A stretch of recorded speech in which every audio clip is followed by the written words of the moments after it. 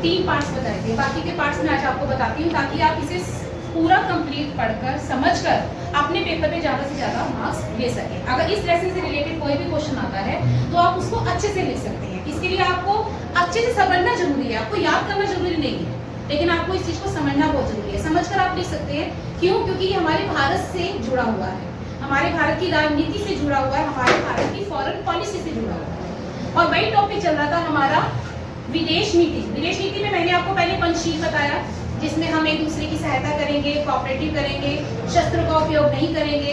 गुट निरपेक्षता, भारत ने गुट निरपेक्षता आंदोलन का सबसे आगे समर्थन किया था, सबसे पहले, ठीक है, जिसमें वो किसी गुट में इंटरफेयर ना करके दोनों गुट से अलग रहा। तीसरे में आता है रंग भेद। हम जैसे जानते हैं कि आपने सुना होगा रंग भेद। हमारे भारत में संविधान कॉन्स्टिट्यूशन के अकॉर्डिंग हमारी फॉरेन पॉलिसी में भी लिखा गया है कि हम रंग भेद भी करेंगे। आप किसी भी कल्चर के हैं, कास्ट में हैं, किसी कलर के हैं, किसी भी धर्म के हैं, आपके साथ डिस्क्रिमिनेशन, भेदभाव नहीं होगा। हमारी फॉरेन पॉलिसी का मुद्दा ये है कि हम कभी ये नहीं सोचेंगे कि हम जिस कंट्री से रिलेशन बना रहे हैं वहाँ रंग भेद की नीति को हम अपनाएं।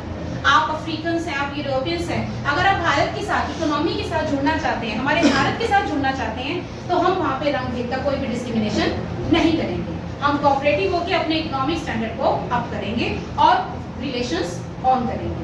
उपनिवेश विरोधी, आप जानते हो जैसे कि भारत 200 साल तक गुलामी से रहा, तो ऑब्वियस है कि जब हम किसी फॉरेन से, किसी कंपनी से, किसी कंट्री से अगर हम फॉरेन पॉलिसी के तहत नीति एडजस्ट करेंगे तो हम कभी भी नहीं चाहेंगे कि कोई किसी के साथ धोखाधड़ी हो या गुलामी का कोई सीन हो। जैसे अंग्रेज हमारे यहाँ व्यापार करने के बहाने आए थे और उन्होंने हमें गुलाम बना दिया, तो हमारी फॉरेन पॉलिसी का सबसे रहेगा उपनिवेश विरोधी कि हम गुलामी के खिलाफ हैं।